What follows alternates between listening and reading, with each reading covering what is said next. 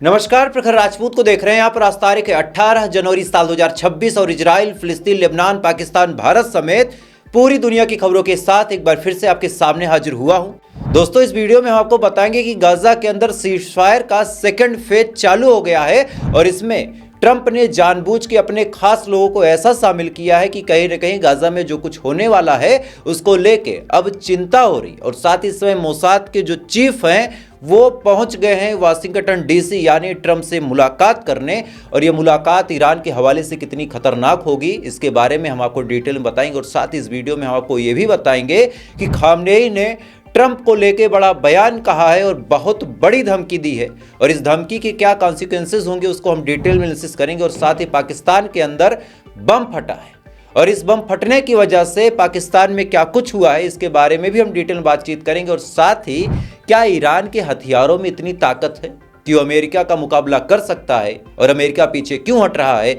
इसके बारे में भी हम डिटेल में जानेंगे। और साथ ही भारत में अंधभक्तों की एक खास प्रजाति पाई जाती है उसके बारे में भी हम आपको डिटेल में बताएंगे। यानी यकीन मानिए आज की जो खबर है ना बहुत ज़्यादा अहम है, बहुत ज़्यादा इंपॉर्टेंट है। इस वजह से वीडियो को लास्ट तक जरूर देखिएगा। चैनल पर नए हैं तो वीडियो को लाइक करके चैनल को सब्सक्राइब करके अपना प्यार जरूर दे दीजिएगा। और साथ ही इजराइल और ईरान की इस जंग में आप किसके साथ खड़े हैं कमेंट करके जरूर बताइएगा, क्योंकि जब आप कमेंट करते हैं ना तो आपका कमेंट उस देश के लिए दुआ की ताकत देता है। तो आप कमेंट करते रहें, तब तक एक एक करके मैं आपको खबरें बताता हूं दोस्तों। और सबसे पहली, सबसे बड़ी और सबसे अहम खबर गाजा के हवाले से आ रही कि गाजा के अंदर ट्रंप ने सीज फायर का सेकंड फेज लागू कर दिया है। अब ये सेकंड फेज जब लागू हुआ और इस पर बाकायदा यूएन की मुहर लग गई तो मैंने इस पे ध्यान से जब रिसर्च की तो कई सारी चीजें ऐसी हैं जिसको देख के अब सवालिया निशान खड़े हो रहे हैं। दरअसल जो कमेटी बनाई गई है और जिस कमेटी के माध्यम से अब तमाम चीजें होंगी, वहां पे पीस कायम की जाएगी, साथ ही वहां पे बिल्डिंगें वगैरह बनाई जाएंगी, इजराइल को पीछे हटाया जाएगा, हमास से हथियार छीना जाएगा। उस कमेटी का जो अध्यक्ष है, जो हेड है, वो कोई और नहीं डोनाल्ड ट्रंप खुद है। तो डोनाल्ड ट्रंप गाजा का अगर अध्यक्ष बन जाएगा तो फिर गाजा में क्या कुछ होगा समझाने की जरूरत नहीं, आप डिटेल में समझ सकते हैं। दूसरा एक शख्स है जिसका नाम है Tony Blair. Tony Blair Britain का प्रधानमंत्री रह चुका है और वहां पे उसके ऊपर कई सारे मामले भी चल चुके हैं। यह भी इंसानियत के खिलाफ आदमी है, इसको भी बैठा दिया गया है।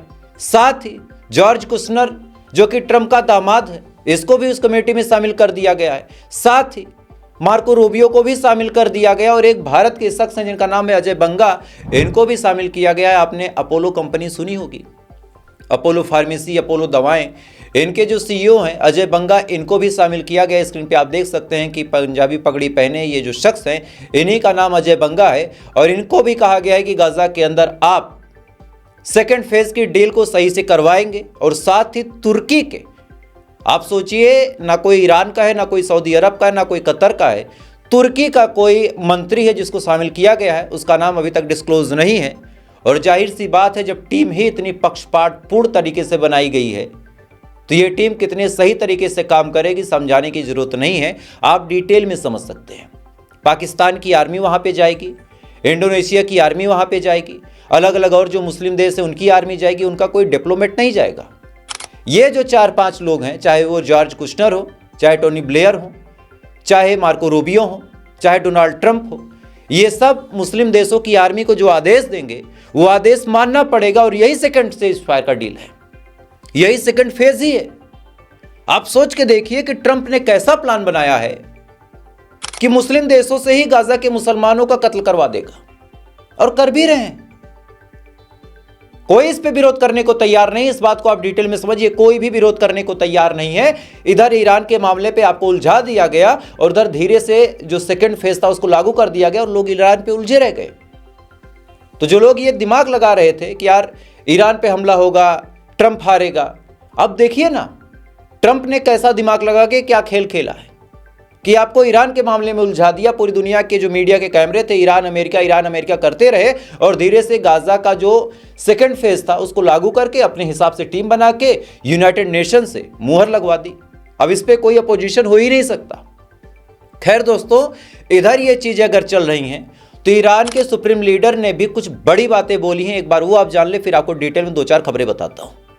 ईरान के सुप्रीम लीडर कल कैमरे के सामने आए बड़े दिनों बाद और उन्होंने कहा कि हाँ, ईरान में हजारों लोगों की मौत हुई है। पहली बात तो आप खासियत देखिए, चाहते तो ये झूठ बोलते, चाहते तो प्रोपोगेंडा फैलाते और कहते कि ईरान में कोई नहीं मरा, लेकिन इन्होंने अपने मुंह से एडमिट करते हुए कहा कि हाँ, ईरान में हजारों लोगों की मौत हुई है। मतलब कोई उसमें इफ या बट नहीं लगाया, सीधा कहा कि ईरान में हजारों लोगों की मौत हुई है, लेकिन इन मौतों के पीछे जो जिम्मेदार है वो कोई और नहीं, डोनाल्ड ट्रंप है, और डोनाल्ड ट्रंप को हम छोड़ेंगे नहीं। यानी साफ तौर पे सुप्रीम लीडर आयतुल्लाह खamenei ने धमकी दी है और कहा है कि हम छोड़ेंगे नहीं। अब ये बात आप हल्के में मत लीजिएगा, क्योंकि आज अमेरिका की एक कंपनी ने रिसर्च जारी की है, और इस रिसर्च के हिसाब से अगर मैं आपको बताऊं तो इस समय ईरान के पास 3000 से ज्यादा मिसाइलें हैं, और कई तो ऐसी हैं जो हाइपरसोनिक हैं। देखिए, बैलिस्टिक मिसाइल तो आप दागेंगे तो उसको ट्रैक किया जा सकता है, क्योंकि वो आराम से चलती है, धीमी चलती है। यहां से चली है तो आप कैलकुलेट कर सकते हैं कि कहां गिरेगी, लेकिन जो हाइपरसोनिक होती है उसको आप कैलकुलेट नहीं कर सकते। मतलब फायर एंड फॉरगेट वाला सिस्टम नहीं है कि आपने फायर किया और भूल जाए कहां जाके गिरेगी, वहीं गिरना है। इसमें आप कमांड भी दे सकते हैं, और रेंज पता है कितनी है? 2000 किलोमीटर। और यही वजह है कि चाहे इजराइल हो चाहे और देश हो, सबकी फटी पड़ी है, सबकी फटी पड़ी है। आलम यह है कि इजराइल के मोसाद के चीफ इस समय पहुंच गए हैं वाशिंगटन डीसी, और यह मुलाकात कितनी अहम है और ईरान के हवाले से कितनी खास है, अब आपको डिटेल में समझाता हूं। दरअसल मोसाद के चीफ डेविड वार्निया इस समय पहुंच चुके हैं वाशिंगटन डीसी, और लगभग अगर आप जोड़ें तो अब तक के इतिहास में केवल 3 या 4 बार मोसाद का चीफ अमेरिका गया, और जितनी बार गया है अरबों के लिए दिक्कत ही हुई है। साल 1967 का वक्त याद कीजिए, जब मोसाद का चीफ वाशिंगटन डीसी जाता है, और उसी के जस्ट बाद जो इजराइल था वो अरबों के साथ जंग छेड़ देता है, और वहीं से फिलिस्तीन की पहली जमीन कब्जा हुई थी, आपको याद होगा। और इसके जस्ट बाद साल 2025 में भी जब मोसाद का चीफ पहुंचता है तो ईरान के ऊपर हमला हो जाता है। 12 दिन की जंग होती, हालांकि वो बात अलग है कि उसमें ये मार खाते हैं। तो मोसाद की चीफ का वहां पे जाना अपने आप में ये बताने के लिए काफी है कि अमेरिका भी कुछ ना कुछ प्लान कर रहा है, कुछ ना कुछ अमेरिका प्लान कर रहा है। भले इस मामले को आप हल्के में ले लें, भले इसको आप इग्नोर कर दें, लेकिन बस वही ईरान की मिसाइलों का जो जखीरा है, रिपोर्ट यह है कि ईरान के पास इस समय 3000 से 4000 मिसाइलों का जखीरा है, जिसको फायर आराम से कर देंगे। ये तो ऊपर का इंटेल है। अंदर की क्या खबर है इसके बारे में किसी के पास कोई जानकारी नहीं, क्योंकि हम सभी जानते हैं कि आदमी अपनी ताकत को थोड़ा सा छुपा के रखता है। अगर आपके पास 4000 है तो आप 1000 ही कोट करेंगे, ताकि एक बार भिड़ो तो तब समझ में आए। खैर, इधर ये तमाम चीजें दोस्तों चल रही हैं। इधर डोनाल्ड ट्रंप एक नंबर का भ्रष्टाचारी, एक नंबर का देशद्रोही, अपने अमेरिका का ही सगा नहीं है, और इस समय उसके ऊपर करप्शन के चार्जेस लग गए हैं। पूरा मामला क्या है आपको डिटेल में समझा देता हूं, 1 मिनट तवज्जो के साथ सुनिएगा कि डोनाल्ड ट्रंप ने अपने आप को और अमीर बनाने के लिए, अपने आप को और पैसा वाला बनाने के लिए अलग अलग प्रोजेक्ट तैयार किए थे। आपने ट्रंप टावर का नाम सुना होगा, उसके नाम पे भारत ने न जाने कितने अरब खरब की रकम खर्च कर दी। बड़े बड़े भारत के जो बिजनेसमैन हैं, ट्रंप टावर में बुक करवाने के लिए, ट्रंप टावर में फ्लैट लेने के लिए न जाने कितने हजार करोड़ खर्च कर चुके हैं, और कईयों को तो अभी पोजीशन भी नहीं मिली। खैर, ये तो अमीरों का मामला था। इसी बीच ट्रंप ने अपना एक मोबाइल लॉन्च कर दिया, जिसका नाम था ट्रंप मोबाइल T1। ये देखने में बिल्कुल आईफोन जैसा है। मतलब अगर आप एक तरफ आईफोन देखें, एक तरफ ट्रंप का T1 देखें, तो दोनों लगभग सेम ही है। $499 के आसपास की रकम बताई गई थी। भारतीय रुपयों में कन्वर्ट करें तो 40-42 हज़ार की ये रकम थी, और कहा था कि भाई ये हमारा बनाया गया मोबाइल है, तो आप लोग को प्री बुकिंग करानी पड़ेगी। अब लोग ट्रंप के मोबाइल को बड़ा वैल्यूएबल समझ के बुक कराने लगे। न जाने कितने लाख करोड़ की बुकिंग हो गई, और ट्रंप ने एक भी मोबाइल डिलीवर नहीं किया। आपको याद होगा हमारे देश में ऐसा एक घोटाला हुआ था जिसका नाम था फ्रीडम 51। जो लोग थोड़ा सा पुराने होंगे उनको पता होगा कि फ्रीडम नाम से 251 रुपए में एक फ़ोन लॉन्च किया गया था, और सब लोग कूद कूद के बुक कर रहे थे। कभी उसकी तस्वीर जारी हो जा रही थी, कभी कुछ और जारी हो जा रहा था, और ऐसे हाल में लोग उसको बुक कर रहे थे कि भाई फ्रीडम 51 नाम का कोई फ़ोन आया है, 250 रुपये में मिल रहा है, चलो ले लेते हैं। बाद में पता चला कि वो कंपनी फ्रॉड थी और हजारों करोड़ रुपए का गबन करके गायब हो गई। सेम चीज डोनाल्ड ट्रंप ने किया।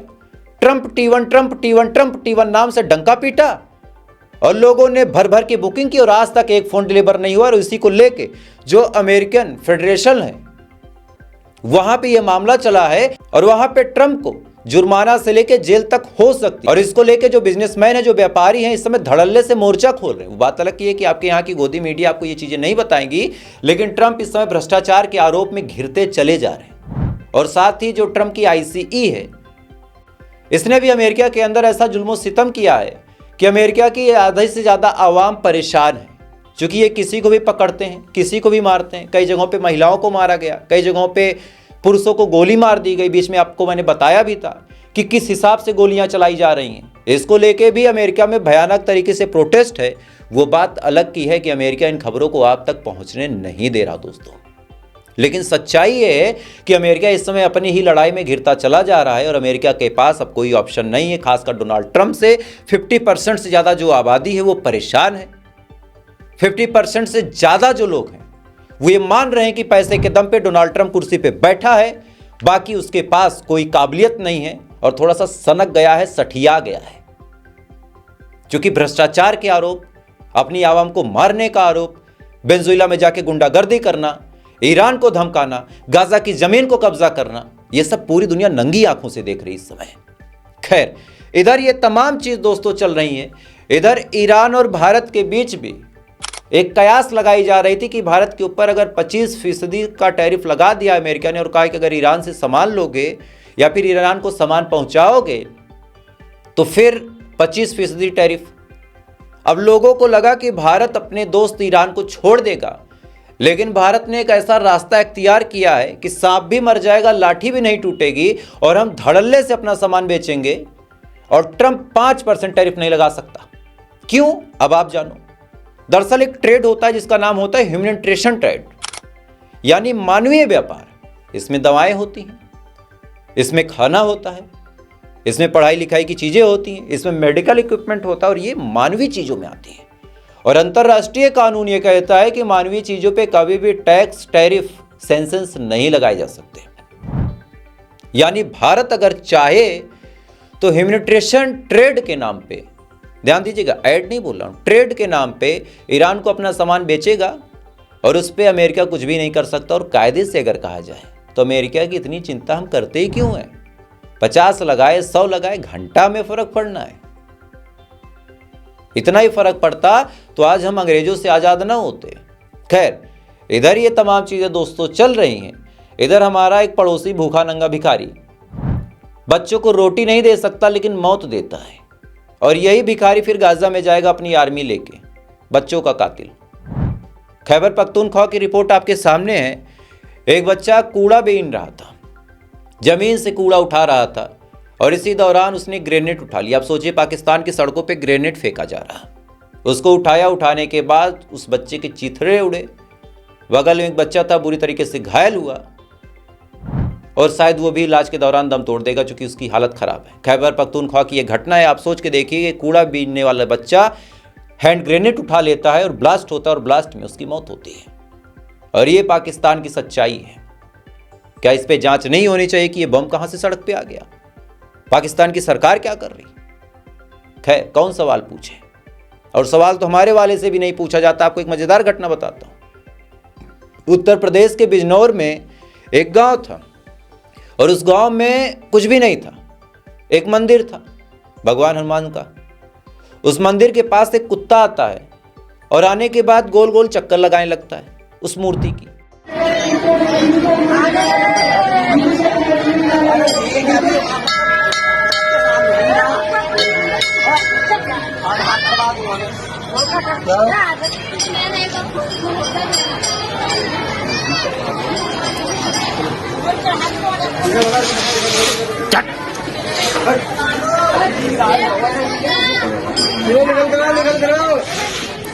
निकलते रहो। अरे वो मत मार।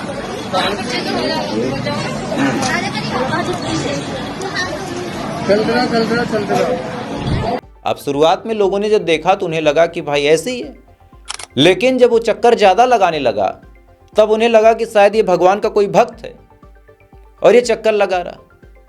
अच्छी बात है भाई, हम उसको भक्त मान सकते हैं। कोई भी किसी ऊपर वाले के दरबार में, चाहे मस्जिद हो, चाहे मंदिर हो, चाहे गुरुद्वारा हो, चाहे चर्च हो, आप जिस भी रिलीजियस को फॉलो करते हैं, आप जिस भी रिलीजन को फॉलो करते हैं, आपके जो भी रिलीजियस सेंटीमेंट हो, आप अगर ऐसी चीज़ों को देखते हैं तो आपके जहन में यही आता है कि देखो, अगर आप इस्लाम से ताल्लुक़ रखते हैं तो आप कहेंगे देखो कि अल्लाह ताला के दरबार में झुक गया, नमाज पढ़ रहा। हिंदू हैं तो कहेंगे देखो ये भगवान का भक्त है। कोई सिख है तो कहेगा देखो ये गुरु का बंदा है। अपने अपने हिसाब से हर आदमी यही सोचता है। लेकिन अंधभक्ति तब शुरू हो गई कि जब उस कुत्ते को कुत्ता बाबा बना दिया, कुत्ता महाराज। अब सुनिए, उस कुत्ते की पूजा होने लगी और यही अंधभक्त नहीं रुके, उन्होंने बकायदा वहां पे भंडारे का आयोजन कर दिया। मतलब खुद के खाने का ठिकाना नहीं है, लेकिन कुत्ते ने मूर्ति के चक्कर लगा दिए, तो वहां पे इस हिसाब से अंधभक्ति। और साइंस इस मामले में यह कहता है कि कुत्तों को भी ऐसी ओसीडी हो जाती है कि अक्सर वो गोल गोल घूमने लगते हैं और पागल होकर मर जाते हैं। लेकिन आप सोचिए, देखिए, आप भगवान को मानते हैं, बिल्कुल मानिए, मैं भी मानता हूं, मैं भी पूजा पाठ करता हूं, आप सब देखते होंगे मैं टीका लगा के वीडियो बनाता हूं। लेकिन इस हिसाब से कुत्ते की पूजा करना, आप अपनी भी बेइज्जती करवा रहे हैं, अपने धर्म की भी बेइज्जती करवा रहे हैं। वैसे तो भगवान हर चीज में है, लेकिन हर चीज में होने का एक कायदा कानून होता है। ऐसा नहीं कि आप कहीं भी सर झुका के पूजा करने में लग जाएंगे। लेकिन अपने आप में क्या कहें, आज देश में गरीबी है, अशिक्षा है, तो अंधविश्वास ज्यादा ही है, क्या कहा जाए। खैर, तो फिलहाल अभी के लिए बस इतना ही। बाकी थोड़ी देर बाद आपसे फिर मुलाकात होगी ऐसी किसी खबर के साथ। और अगली वीडियो तो बहुत ज़्यादा अहम और बहुत ज़्यादा इंपॉर्टेंट होने वाली है, क्योंकि उसमें कई सारे ऐसे खबरें आपको बताऊंगा जो आपको गोदी मीडिया कभी नहीं बताएगा। इस वजह से उस वीडियो को लाजमी देखिएगा। बाकी चैनल पर नए हैं तो वीडियो को लाइक करके, चैनल को सब्सक्राइब करके अपना प्यार जरूर दे दीजिएगा। और साथ ही कई सारे लोग सवाल पूछते हैं, जैसे कतर के भाई साहब हैं, उन्होंने सवाल पूछा कि प्रखर कैसे मदद करूं, पैसा भेजना चाहता हूं। स्कैनर है, आप स्कैन करके भेज सकते हैं। बाकी अगर स्कैनर से कोई दिक्कत हो तो आप एक काम कर सकते हैं, मैं आपको कुछ और डिटेल दूंगा। और हाँ, जिन लोगों को ये लगता है कि ये पैसा गाज़ा की मदद के लिए जाएगा तो माफ़ कीजिएगा, मेरे पास कोई साधन नहीं। ये पैसा इसलिए है कि मैं काम ठीक से कर सकूं, क्योंकि जो अंडर काम करते हैं उनको सैलरी देनी होती है, खुद भी अपने पेट का जुगाड़ करना होता है। और यूट्यूब ज़्यादातर वीडियो पे पैसे देता भी नहीं है, तो उसके लिए जो भी 10, 20, 50 लोग देते हैं उनका स्वागत है। बाकी जो नहीं देते उनका भी स्वागत है, ऐसी कोई दिक्कत नहीं है, क्योंकि देने वाला सिर्फ ऊपर वाला है। बाकी थोड़ी देर बाद फिर मिलते हैं ऐसी किसी खबर के साथ। तब तक आप अच्छे रहें, खुश रहें, अपना ख्याल रखें, अपने देश का ख्याल रखें। जय हिंद। ऊपर वाला आपकी हिफाजत करे।